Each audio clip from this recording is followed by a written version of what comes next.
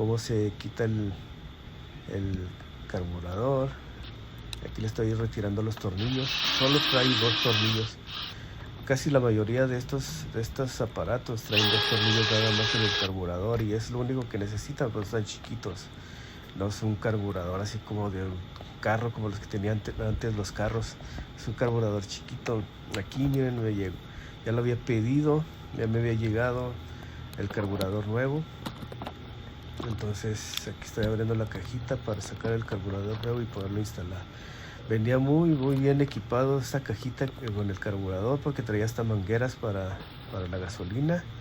Traía el carburador, lo estoy enseñando, miren, viene nuevecito con su bombita nueva, todo bien hechecito.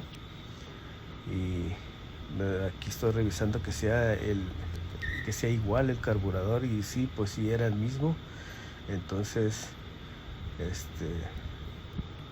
pues todo parece indicar que va a estar bien todo. Venía con una bujía nueva también, los filtros de la gasolina, la bombita de plástico, que les digo que si está rota tampoco no trabaja por eso, porque la gasolina no sube. Entonces aquí le estoy poniendo un empaque que va antes de instalar el carburador.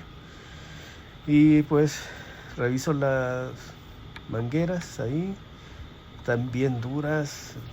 O sea, hay que cambiarlas de una vez para que pues de una vez esté todo nuevo junto con el carburador, y pues tenga un mejor rendimiento el aparato.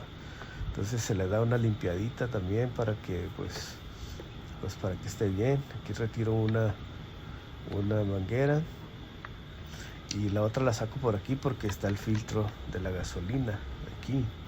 Si se fijan, ahí está el